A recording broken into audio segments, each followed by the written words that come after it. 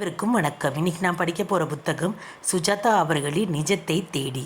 சுஜாதா அவர்கள் இந்த கதையை 1980 எழுதியிருக்காங்க. இந்த மாதிரி நிறைய கதைகள் தெரிஞ்சுக்க மறக்காமல் எல்லாரும் நூல்வாசம் சேனலை சப்ஸ்கிரைப் பண்ணிக்கோங்க. வாங்க கதைக்குள்ளே போகலாம். கல்யாணமாகி 9 வருஷத்துக்கு பிறகு ஒரு ஞாயிற்றுக்கிழமை காலை 11 மணிக்கு கிருஷ்ணமூர்த்தியும் சித்ராவும் ஹாலில் எதிரெதிரே உட்கார்ந்திருந்தார்கள். பழக்கப்பட்ட மௌனம்.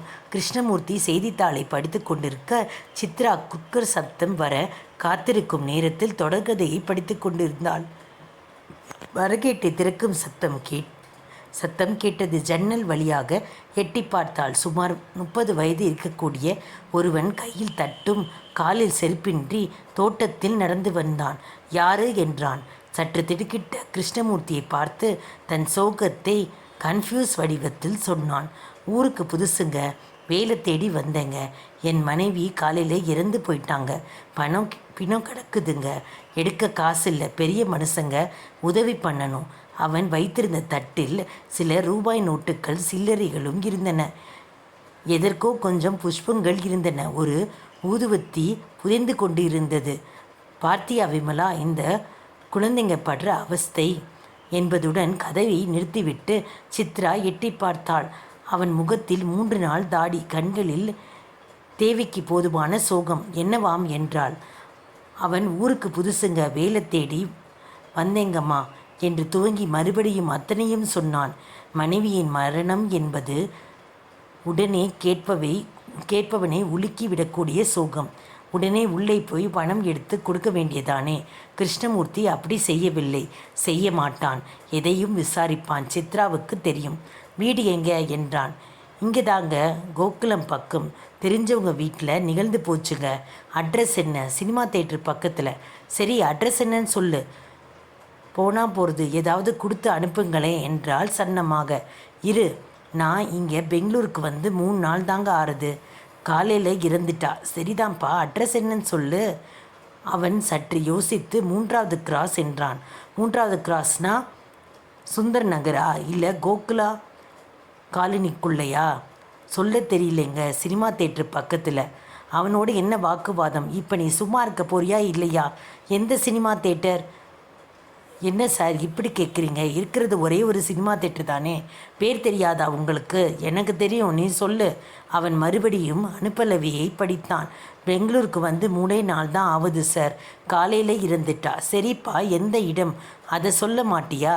என்ன சார், பொண்டாட்டி செத்து போன துக்கத்தில் இருக்கேன்.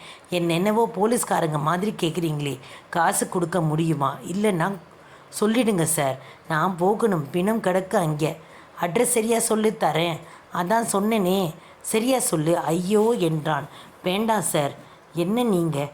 சித்ரா எதிர்பார்த்தாள். என்ன ஒரு மனிதாவும் இல்லாத ஆசாமினி என்று திட்ட ஆரம்பிப்பான் என்று மிகவும் எதிர்பார்த்தாள். அவன் அப்படி செய்யாமல் திடுதிப்பென்று அழ ஆரம்பித்தான். தட்டை கையை மாற்றிக்கொண்டு மௌனமாக அழுதான். வரேன் சார் என்று திரும்பி நடந்தான். போகும்போது வாசல் கேட்டை தாழ்பாடிட்டு சென்றான். கிருஷ்ணமூர்த்திக்கு இந்த செயல் எதிர்பார்க்கவில்லை. போயிட்டான் என்றான். கூப்பிடுங்க அவனை என்றாள் சித்ரா. எதுக்கு? எல்லாம் பாசாங்க தெரியும்ல. ப்ளீஸ் அவனை கூப்பிடுங்க. கூப்பிட்டு ஏதாவது கொடுத்து அனுப்புங்க.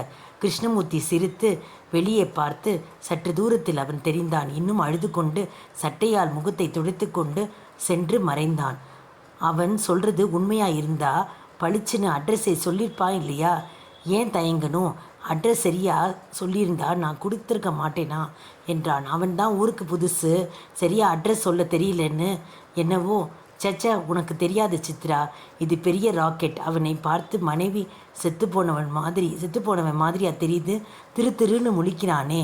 எனக்கு என்னவோ அப்படி படலைங்க. எதுக்கு அழுதான்? அதுவும் அவனுடைய நாடகத்தில் ஒரு பகுதி. ஏதாவது கொடுத்துருக்கலாம். பாவம். மறுபடியும் அசட்டுத்தனமாக பேசுறியே. வெளி உலகத்தை எத்தனை பேர் பொய் சொல்கிறாங்க தெரியுமா? எவ்வளவு ஏமாத்த வேலைகள் வீட்டுக்குள்ளே இருக்கிறவ நீ. ரொம்ப பித்தலாட்டம் நடக்குது தெரியுமா? எனக்கு அவன் மூஞ்சியை பார்த்தா பொய் சொல்கிற மாதிரி தெரியலை. உனக்கு அந்த அறிவு போதாது. சரி, போதாதுன்னே வச்சுக்கலாமே. அவன் பொய் சொல்கிறானே வச்சுக்கலாமே. 1 ரூபாய் 2 ரூபாய் கொடுத்துட்டா என்ன? தேஞ்சா போயிடுவீங்க. எவ்வளவு செலவழிக்கிறோம்? என்ன கண்ணா பின்னான்னு செலவழிக்கிறோம்ல. அது வேறு விஷயம். வீடு தேடி வந்து ஆளுங்களை முட்டாளாக்குறது. நம்ம பணத்தை எதுக்காக கொடுக்கணும்? இப்போ அவன் நேர வந்து, சார் நான் ஒரு ஏழை, அடுத்த வேலைக்கு காசு இல்லைன்னு சொன்னால் யோசிக்காமல் ₹2 நான் ₹5 கூட கொடுத்துருப்பேன். அதை விட்டுட்டு அநியாயத்துக்கு பொண்டாட்டி செத்து போனதை சொல்லி சாவுக்காக பணம் கேட்குறான். என்ன ஒரு பித்தலாட்டம் பார்த்தியா? இதை எப்படி நம்ம என்கரேஜ் பண்ண முடியும் சொல்லு? சித்ராவுக்கு எத்தனையோ சொல்ல வேண்டும் போல இருந்தது. அவன் கருத்தில் பொய்யில்லை என்று சொல்ல வேண்டும் போல இருந்தது. நிஜமாகவே அவனுக்கு இருந்த வேகத்தில் புதுசாக விலாசம் தெரியாமல் கூட இருந்திருக்கலாம். நீங்கள் செஞ்சது எனக்கு கட்டோட பிடிக்கலை என்று சொன்னால் வாக்குவாதம் வரும், சண்டை வரும். எக்கேடோ கெட்டுப்போ என்று சாப்பிடாமல் வெளியே போய்விடுவார். குக்கர் பெருமூச்சு விட்டது. சித்ரா உள்ளே சென்றாள். கிருஷ்ணமூர்த்தி செய்தித்தாளில் ஆழ்ந்தான். நியூஸ் பிரிண்ட் வார்த்தைகள் அவன் கவனம் நிலைக்கவில்லை. தான் செய்தது சரிதான் என்பது அழுத்தமாக. ஏன்? இவளுக்கு புரியவில்லை. சுளித்து கொண்டு உள்ளே சென்று விட்டாள். அவளுக்கு என்ன தெரியும்? இங்கிருந்து பேசினான். இப்படி தான் ஒரு தடவை திருப்பதிக்கு போகிறேன்னு ஒரு அம்மா மஞ்சள் புடவையோடு வந்து ₹5 வாங்கிட்டு போனாள். என்னாச்சு? தேட்டரில் பார்க்கலையாடாம? ஆமாம். அப்புறம் அனாதை பள்ளிக்கூடத்துக்கு நடத்துகிறோம்னு நோட்டீஸ், ரசீத், புத்தகமெல்லாம் அடிச்சிட்டு ஒருத்தன் வந்தானே, என்னாச்சு என்றால் உள்ளிருந்து. அந்த மாதிரி தெருவில் போகிற தெருப்பேரே இந்த ஊரில் இல்லைன்னு கண்டுபிடிக்க காட்டினான் இல்லையா? கண்டுபிடிச்சு காட்டினேன் இல்லையா? ஆமாம், ஞாபகம் இருக்குது. அப்படி எல்லாம் சுலபமாக ஏமாறக்கூடாது. ₹10 பெத்த தாயே செத்து போனால் சொல்லிடுவாங்க. இந்த உலகத்தில் எத்தனை பொய் இருக்குது தெரியுமா?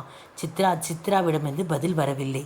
சித்ரா பதில் இல்லை. கிருஷ்ணமூர்த்தி பேப்பரை மடித்து வைத்துவிட்டு சமையல் அறை பக்கம் சென்றான். சித்ரா அடுப்படியில் அழுது கொண்டிருந்தாள். திடுக்கிட்டான். இப்போ எதுக்காக அலற? அவசரமாக துடைத்து கொண்டாள். எதுக்காக இப்போ அலறன்னு கேட்குறேன் என்று அதட்டினான். ஒன்றுமில்லை, பொய் சொல்லாத. நான் அவனை விரட்டினதுக்காக. இல்லை விசும்புகளிலே சொன்னாள். எனக்கெனவோ அவனை பார்த்தா அவன் பொய் சொல்கிறான்னு தோணலைங்க. அவன் திடீர்னு இப்படி விக்கி அலறதை நினச்சிட்டேன். யாரோ ஒரு ஜீவன், ஏதோ ஒரு துக்கம், அதில் எனக்கும் கொஞ்சம் கொடுத்துட்டு போயிட்டான் போல. எல்லாம் பொய்ன்னு எத்தனை தடவை சொல்கிறது?